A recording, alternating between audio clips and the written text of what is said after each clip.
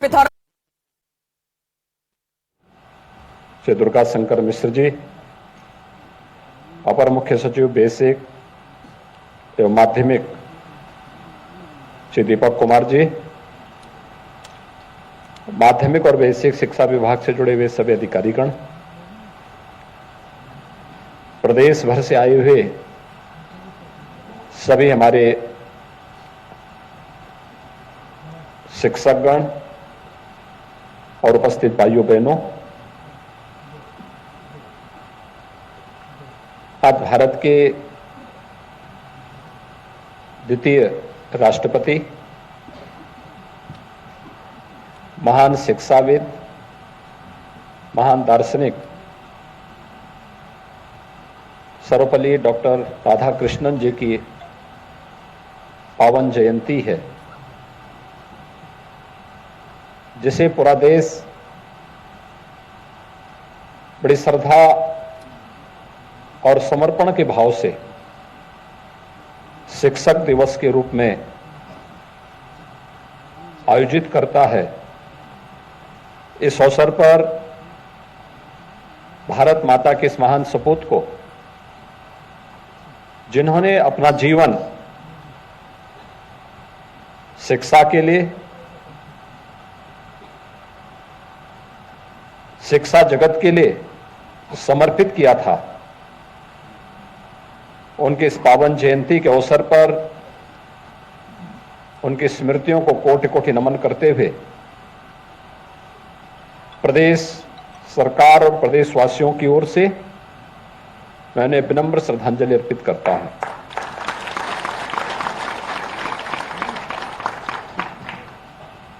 एक शिक्षक से लेकर के भारत के सर्वोच्च संवैधानिक पद तक जाना, यह हर एक शिक्षक के लिए एक नई प्रेरणा है। अपने कृतित्व से व्यक्तित्व का निर्माण करना और उस व्यक्तित्व की विराट छाया में पूरे देश को एक नई दिशा देना, सर्वपल्ली डॉक्टर राधाकृष्णन के व्यक्तित्व और कृतित्व से हर व्यक्ति परिचित है। एक शिक्षक की भूमिका के बारे में उनका स्पष्ट कहना था कि वो राष्ट्र निर्माता है, और राष्ट्र निर्माता के रूप में एक शिक्षक की भूमिका हम सबके लिए अत्यंत उल्लेखनीय है। प्राचीन काल से ही भारत ने अपने शिक्षकों की इस परंपरा को भले किसी रूप में, लेकिन उसको मान्यता दी, उसको सम्मान के साथ श्रद्धापूर्वक समाज में एक विशिष्ट स्थान देने का कार्य भी किया। लेकिन समय के अनुरूप इसमें दोनों पक्ष इसके सामने आते गए। एक पक्ष जो उसका उज्जवल पक्ष था, जीवन के प्रत्येक क्षेत्र में वर्तमान पीढ़ी का मार्गदर्शन करते हुए, राष्ट्र की नींव को सुदृढ़ करते हुए एक राष्ट्र निर्माता के रूप में अपनी भूमिका का निर्वहन करने वाला पक्ष एक उज्जवल पक्ष है। लेकिन दूसरा पक्ष उसका कृष्ण पक्ष भी है। कृष्ण पक्ष जब ट्रेड यूनियन की तरह कोई शिक्षक विद्यालय कार्यों से विरत होकर के दिन भर शिक्षा अधिकारियों के घर में या उनके कार्यालयों में बैठ करके अपनी वर्तमान पीढ़ी के भविष्य के साथ खिलवाड़ करता है, तो उसका एक कृष्ण पक्ष भी हम सबको, पूरे समाज को देखने को मिलता है।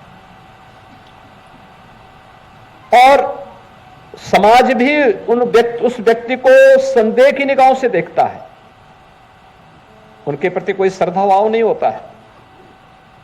एक तिरस्कार का भाव समाज के मन में दिखता है। यह उसका एक उज्जवल पक्ष है। एक कृष्ण पक्ष है, इन दोनों को ध्यान में रख करके शिक्षा जगत की वर्तमान समस्याओं को समाधान की तरफ बढ़ाने का कार्य हम सबको करना होगा। याद करिए 2 वर्ष पहले जब शिक्षक दिवस के अवसर पर प्रदेश के उत्कृष्ट शिक्षकों के सम्मान का प्रश्न सामने आया था, तो मैंने वो कार्यक्रम कैंसिल करवा दिया था, क्योंकि जब सूची मैंने देखी तो उसमें ऐसे ऐसे चेहरे थे जिन्होंने कभी स्कूल में पढ़ाया ही नहीं होगा, जो कभी जाते ही नहीं थे। तो मैंने कहा भाई इन लोगों का नाम क्यों दे, इनको तो मैं रोज देखता हूं घूमते हुए, स्कूल कभी जाते नहीं है, ये न्यू को सुदृढ़ नहीं कर रहे हैं, न्यू को खोखला करने वाले लोग हैं, इनका नाम कैसे आ गया। और फिर पूरी सूची को सुधारने की जिम्मेदारी मैंने विभाग को दी और मुझे प्रसन्नता है आज प्रदेश के उन 94 शिक्षकों को, बेसिक शिक्षा परिषद के 75 शिक्षक और माध्यमिक शिक्षा विभाग के 19 शिक्षकों को, जिन्होंने कुछ अपने क्षेत्र में यूनिक किया है, विशिष्ट किया है, जिनका व्यक्तित्व उनके कृतित्व के कारण अन्य लोगों के लिए प्रेरणादायी बना है, उन्हें सम्मानित करते हुए मुझे स्वयं भी प्रसन्नता की अनुभूति हो रही है। इस अवसर पर सम्मानित होने वाले सभी 94 शिक्षकों के साथ साथ प्रदेश भर के उन सभी गुरुजनों का, एक शिक्षक तो हमेशा शिक्षक होता है, जो वर्तमान में है, जो इससे पहले अपनी सेवा से निवृत्त हो चुके हैं लेकिन समाज का मार्गदर्शन कर रहे हैं, उन सब का मैं इस अवसर पर हृदय से अभिनंदन करता हूं और शिक्षक दिवस की बधाई भी मैं उन सभी के प्रति इस अवसर पर व्यक्त करता हूं। एक बड़ी जिम्मेदारी है आप सबके ऊपर, और बड़ी जिम्मेदारी इसलिए क्योंकि सरकार ने इस बड़ी जिम्मेदारी के साथ समाज के एक निर्माता के रूप में, राष्ट्र के एक निर्माता के रूप में आप सबकी भूमिका को आगे बढ़ाने और उससे वर्तमान पीढ़ी को प्रेरित करने की एक बड़ी जिम्मेदारी आपको दी है। एक बड़ी जिम्मेदारी है आपके पास। अगर हम समय के अनुरूप नहीं चलेंगे तो फिर समय हम सबको पीछे धकेल देगा,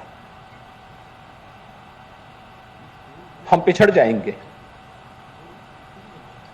प्रगति और विकास की दौड़ में हमारा कोई स्थान नहीं होगा,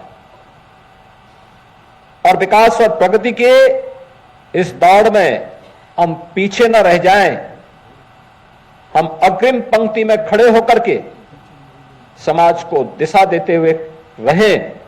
इस भूमिका के साथ हम सबको स्वयं को तैयार करना होगा। और आज जिस तेजी के साथ आपने देखा होगा, यही एक दूरदर्शिता होती है। चैलेंज दिखाई नहीं दे रहा, लेकिन हमने चैलेंज को स्वीकारा।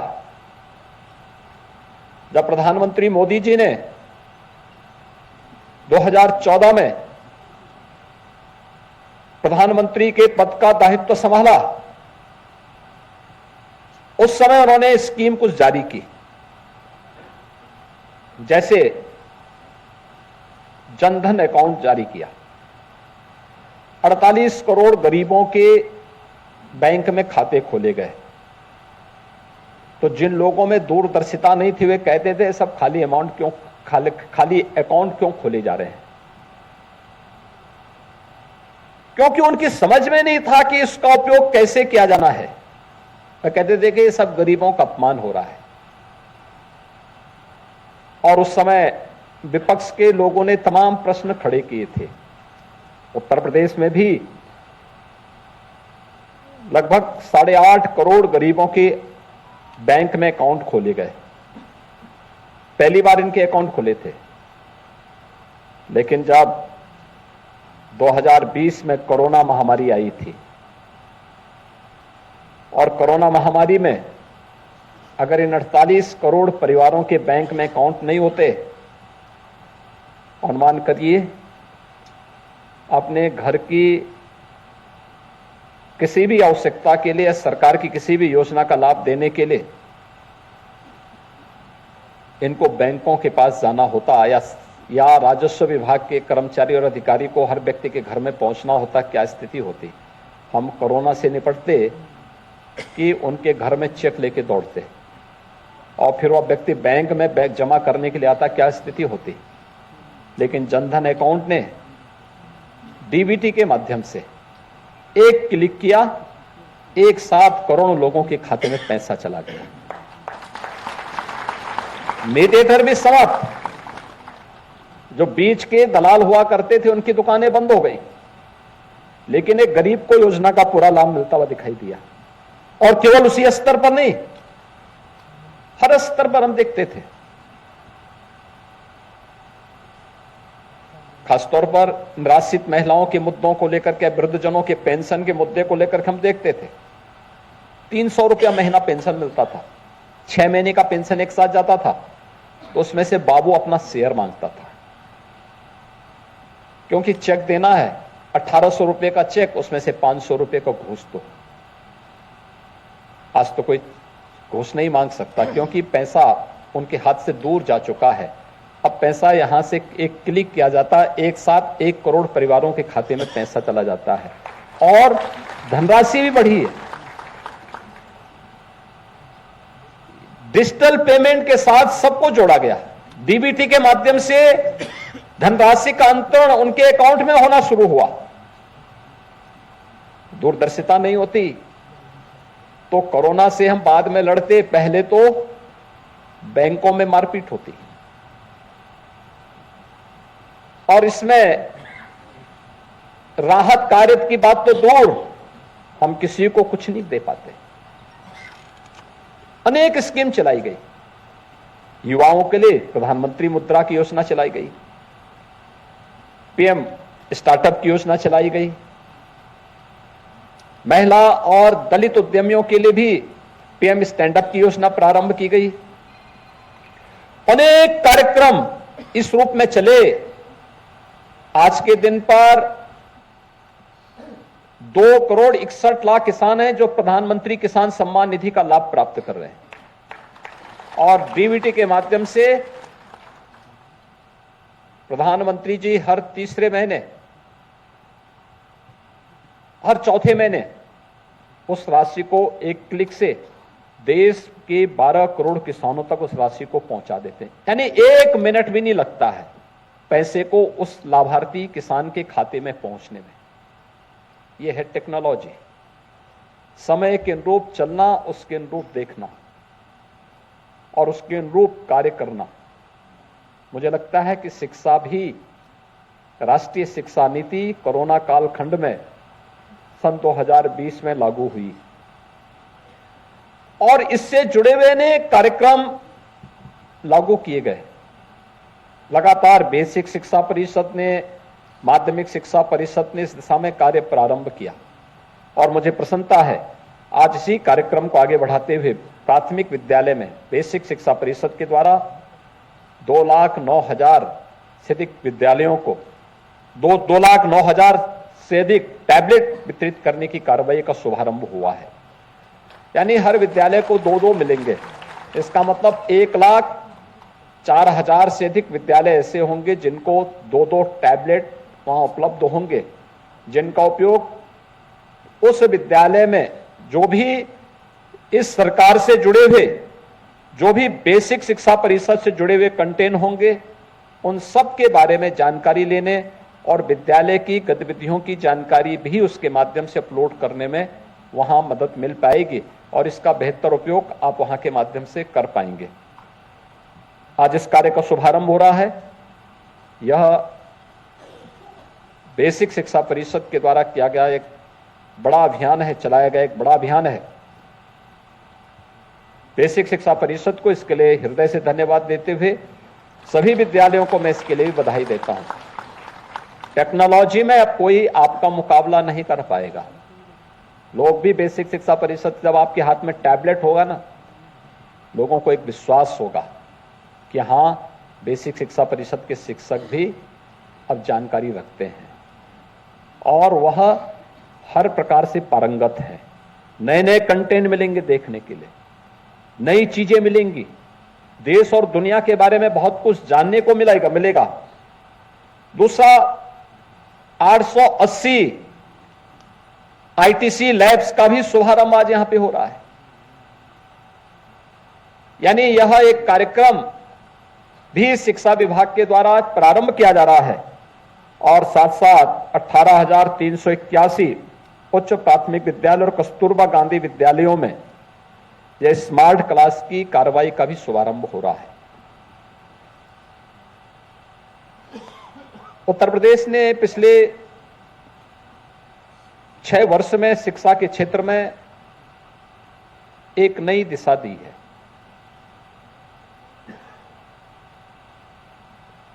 ऑपरेशन कायाकल्प के माध्यम से लगभग 90 से 95% विद्यालयों में काफी गुणात्मक सुधार देखने को मिला है। छात्र छात्राओं की संख्या में वृद्धि हुई है। शिक्षा की गुणवत्ता में भी काफी सुधार हुआ है और ये केवल विभाग के स्तर पर नहीं, आज ये राष्ट्रीय स्तर पर भी स्वीकारा जाता है। इन सभी बातों को लेकर के प्रदेश के अंदर कानून व्यवस्था और सुरक्षा का बेहतर वातावरण प्राप्त होने से प्रदेश में निवेश भी बढ़ा है, नए उद्योग लग रहे हैं और मैं विभाग से कहूंगा कि स्मार्ट क्लास केवल उच्च प्राथमिक विद्यालय और कस्तूरबा गांधी विद्यालयों तक ही सीमित न रहे, बल्कि प्रत्येक प्राथमिक विद्यालय में भी हम इसको लगाने की दिशा में कार्य कर सकें। इसके लिए सीएसआर की धनराशि से हम प्राथमिकता के आधार पर इस कार्यक्रम को आगे बढ़ा दें और प्रयास होना चाहिए। मैं तो बार बार कहता हूं, आत्मा को थोड़ा जागृत करने की आवश्यकता है। लोग सहयोग करने को तैयार हैं, लोग सहयोग करेंगे इस दिशा में।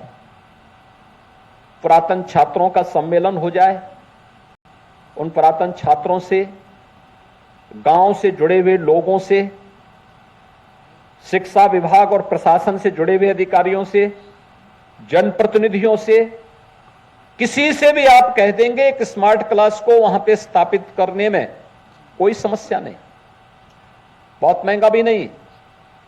लेकिन ये उन बच्चों के जो बेसिक शिक्षा परिषद के विद्यालयों में अध्ययन करने के लिए आ रहे हैं, उन बच्चों की सोच को एक नई ऊंचाई देगा, एक नई उड़ान प्रदान कर देगा, उनके सोचने के तरीके को बदल देगा। मैंने चित्रकूट में स्वयं इस बात को महसूस किया जब मैं वहां पर एक विद्यालय में गया और अचानक गया था बिना किसी कार्यक्रम के। तो वहां मैंने एक स्मार्ट क्लास देखा। एक तीसरी क्लास की बच्ची से मैंने पूछा, मैंने कभी इसको जानते हो कैसे चलता है? वो गई, उसने प्लग ऑन किया और स्मार्ट क्लास की पूरी उसको संचालित करने लग गई। यानी ये दिखाता है, और याद रखना वो बच्ची कोल जनजाति से थी। ये दिखाता क्या है? प्रतिभा उसके अंदर है, लेकिन उसको प्लेटफॉर्म नहीं मिला, उसको उस प्रकार के अवसर नहीं मिले।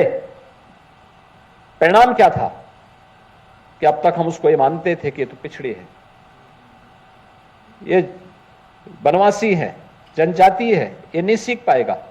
लेकिन तीसरी क्लास की बच्ची स्मार्ट क्लास का बेहतर तरीके से वहां पर क्रियाशील उसको करके संचालित कर रही थी। आखिर बेसिक शिक्षा परिषद के इन सभी स्कूलों में जहां पे ऑपरेशन कायाकल्प के माध्यम से हजारों करोड़ रुपए वहां लगे और आज वे विद्यालय दर्शनीय होते हैं, दिखते हैं। 6 वर्ष पहले जिनकी स्थिति अत्यंत जर्जर थी, उजाड़ जैसी थी, आज वे विद्यालय दिखते हैं कि हां, बेसिक शिक्षा परिषद की स्कूल है। जो बाकी बचे हुए विद्यालय हैं, मैं वहां के प्रधानाचार्यों से वहां के शिक्षकों से और उन ग्राम पंचायतों के ग्राम प्रधानों से भी कहूंगा कि प्राथमिकता के आधार पर उन विद्यालयों को ऑपरेशन कायाकल्प के साथ जोड़ करके इस वर्ष इस पूरे कार्यक्रम को हम संपन्न करें। दूसरा, हर विद्यालय में खेल का मैदान जरूर हो। इसके लिए हमें ग्राम पंचायत की बैठक के माध्यम से ग्राम पंचायत की लैंड जहां कहीं भी है उसे विद्यालय में ला करके विद्यालय के पास एक खेल का मैदान भी आप जरूर दे दें। ग्राम प्रधान निधि का उसके लिए उपयोग कर लें। आवश्यकता पड़ती है हम पुरातन छात्रों को इसके साथ भी जोड़ें और भी कुछ नया कर सकते हैं। पहल की आवश्यकता है। ऐसे ही माध्यमिक शिक्षा परिषद से जुड़े हुए विद्यालयों को भी हमें इसके साथ जोड़ने की आवश्यकता है। प्रोजेक्ट अलंकार, जितने भी गवर्नमेंट इंटर कॉलेजेज हैं, कोई 100 साल पुराना है, कोई 150 साल पुराना है, कोई 125 साल पुराना है, कोई 90 साल, कोई 75 साल, कोई 50 साल। आप याद करिए, पीढ़ियां निकल गई। पीढ़ियों को बनाने में इन विद्यालयों ने योगदान दिया। इन विद्यालयों की तो सबसे पहले जाकर के वर्तमान पीढ़ी को और जो शिक्षक हैं इन सबको सबसे पहले इस विद्यालय में जब जाते हैं तो पहले उसकी पूजा करनी चाहिए। सही मायने में आरती उन विद्यालयों को उतारनी चाहिए, क्योंकि मौन खड़े रह करके अपने संसाधनों से उन्होंने भारत की पूर्व पीढ़ी को बनाने में, वर्तमान पीढ़ी को बनाने में अपना योगदान किया। अगर ये संसाधन नहीं होते, कैसे ये देश आजादी की लड़ाई लड़ता? कैसे ये देश उस पीढ़ी को पढ़ा पाता जब संसाधन नहीं थे? लेकिन उन संसाधनों से जो पीढ़ी बनी वो भी भूल गई, और जो बचा कुचा था वो ट्रेड यूनियन की प्रवृत्ति ने उसको नष्ट कर दिया। या लखनऊ में ही मैं एक दिन एक विद्यालय में गया था। विद्यालय का भवन जितना बड़ा नहीं था उतने बड़े बड़े उसमें पेड़ उगे हुए थे। मैंने मुख्य सचिव महोदय को भी दिखाया था और फिर उन्होंने फिर उस पर पहल की। तब यहां के जिला विद्यालय निरीक्षक को थोड़ा चेतना आई, तब वह जाके गए, फिर प्रधानाचार्य से कहे भाई ये पेड़ फोड़ो खड़ो। ये बोलना पड़ेगा। ये बड़ी विचित्र सी स्थिति है। यानी हम कपड़ा पहने, हम बाल बना करके विद्यालय जाएं, दांतून करके विद्यालय जाएं, अभी बताना पड़ेगा। पान, गुटखा, तंबाकू इसका सेवन न करें, इसके लिए भी अब एक शिक्षक को बताना पड़ेगा। विद्यालय में जाले न दिखाई दें, कहीं धूल न हो, प्लास्टिक का उपयोग न हो, कोई गुटखा तंबाकू विद्यालय परिसर में न सेवन कर सकें। इस स्वतः स्फूर्त भाव के साथ इस प्रकार की भावनाएं आनी चाहिए हमारे मन में। और एक शिक्षक अपने कृतित्व से भी आदर्श दिखना चाहिए और व्यक्तित्व से भी आदर्श दिखना चाहिए। इस रूप में जब हम कार्य करेंगे तब समाज के मन में एक श्रद्धा का भाव पैदा होगा। उन विद्यालयों में लगे हुए पेड़ वहां की अकर्मण्यता को प्रदर्शित करता है कि देखिए साहब, सरकार वेतन भी देती है, सब कुछ सरकार दे सकती है, लेकिन पेड़ उखाड़ने के लिए भी मुख्यमंत्री को और मुख्य सचिव को आना पड़े तो इससे बड़ी विचित्र स्थिति क्या हो सकती है। और ऐसा नहीं कि पहली बार हुआ, यानी मुझे तीसरी बार तो मैं मुख्य सचिव महोदय को स्पेशली लेके गया था, क्योंकि मैं उससे पहले 2 बार जब गया था, पहली बार मैं देख करके भौचक था, लेकिन मैं भी बाहर कार्यक्रमों में, दूसरे कार्यक्रमों में चला गया, व्यस्त हो गया। अगली बार जब मैं 6 महीने के बाद गया, फिर मैंने पेड़ देखा। मैंने कहा देखो, पहली बार तो हो सकता भूल से रहो, फिर मैंने सोचा कि हो सकता है कि ये विद्यालय बंद हो गया हो। मैंने पूछा क्या इस विद्यालय में बच्चे पढ़ते हैं? कहा हाँ। तो मैंने कहा यहाँ के प्रधानाचार्य या कोई और है यहाँ पे? तो उस दिन छुट्टी का दिन था एक कार्यक्रम में जिसमें मैं गया था। कहा गया नहीं, तो आज तो विद्यालय बंद है। मैंने कहा ठीक। तीसरी बार मुझे फिर 6 महीने के बाद जाने का अवसर मिला, तो इस बार मैंने उन मुख्य सचिव महोदय को कहा, मैंने कहा आप मेरे साथ चलिए थोड़ा, वो गए मेरे साथ, तो उन्होंने देखा, मैंने कहा देख रहे हो ना पेड़, इसको जमीन पे होना चाहिए था, इस भवन के ऊपर नहीं। और उसके बाद तब फिर वो पेड़ उखाड़ा गया। और मैं आप सबसे भी कहूंगा, जब विद्यालय जाते हैं सबसे पहला काम तो होना चाहिए एक शिक्षक के रूप में, विद्यालय अगर 9 बजे लगना है तो शिक्षक की जिम्मेदारी बनती है विद्यार्थी 9:45 बजे आए, लेकिन शिक्षक उससे भी आधे घंटे पहले पहुंचे।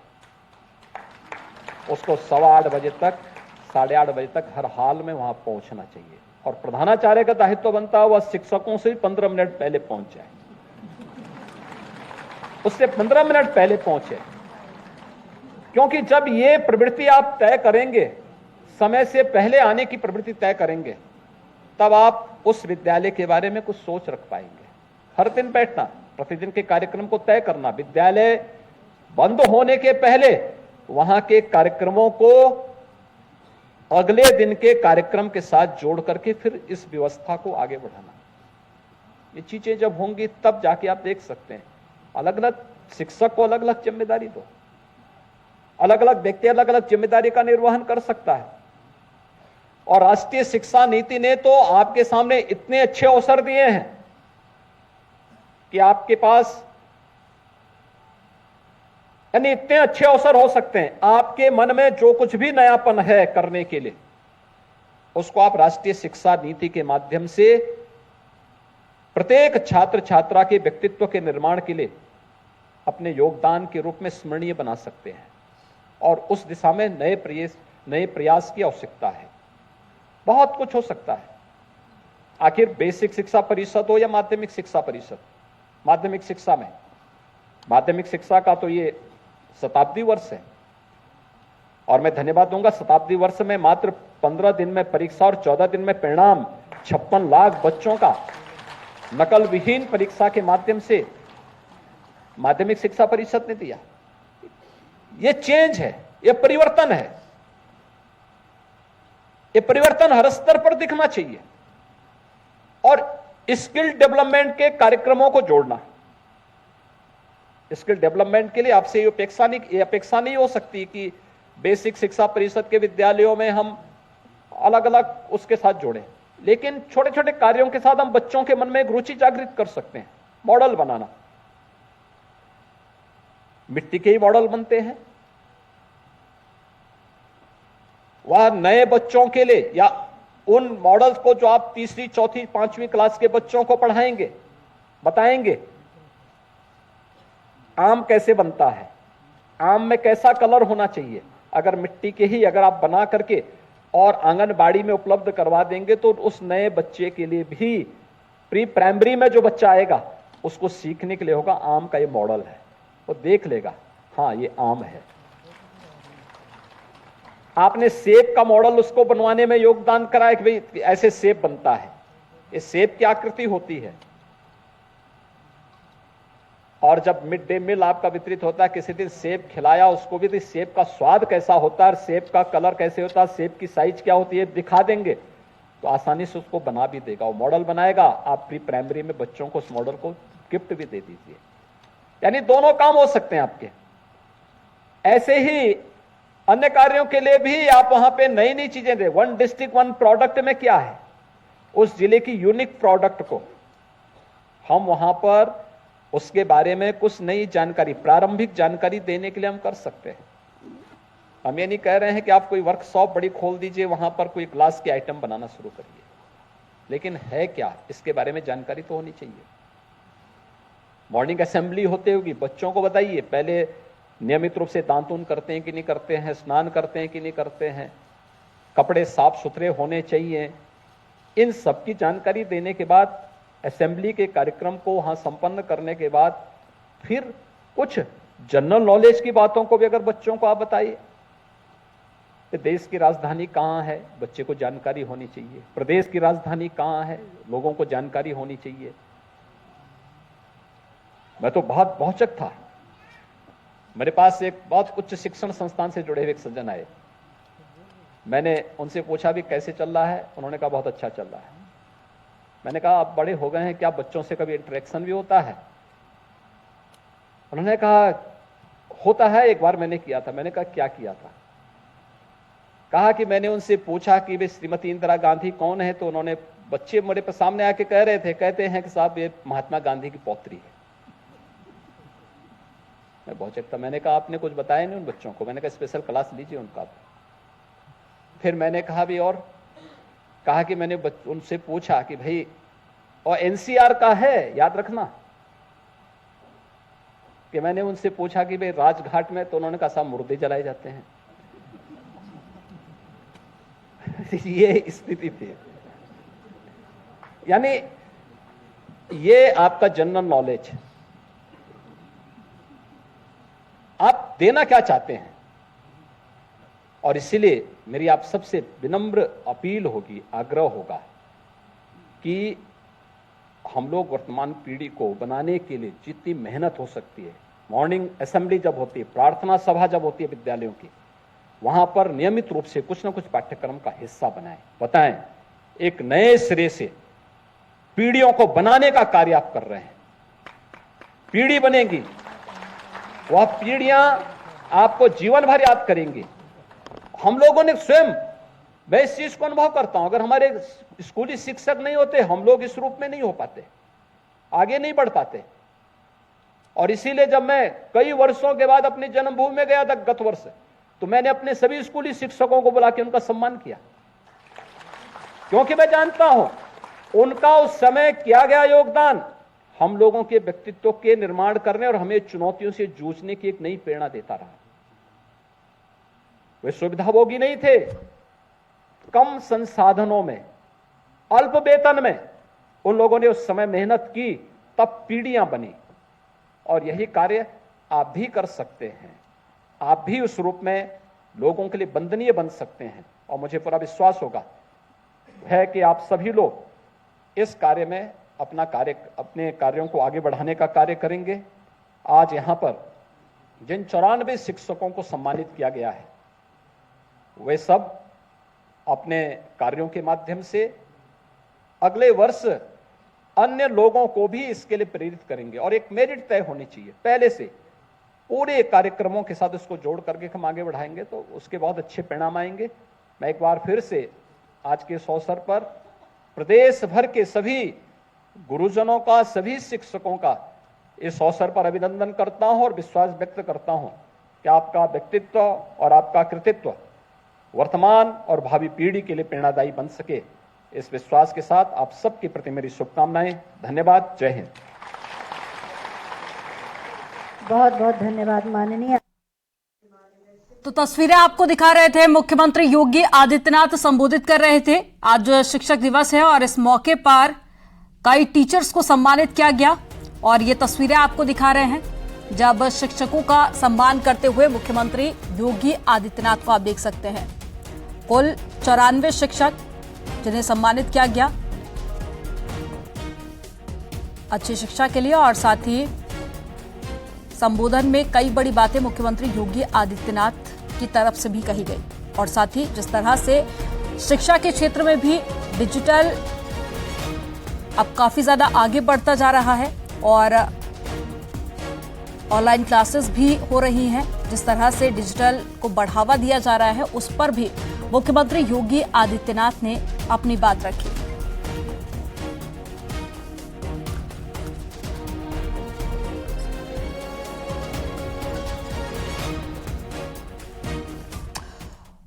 तो शिक्षा के क्षेत्र में जिस तरह से डिजिटल क्रांति आई है उस बारे में भी सीएम ने बताया और साथ ही कहा कि समय के साथ में बदलाव बहुत जरूरी है।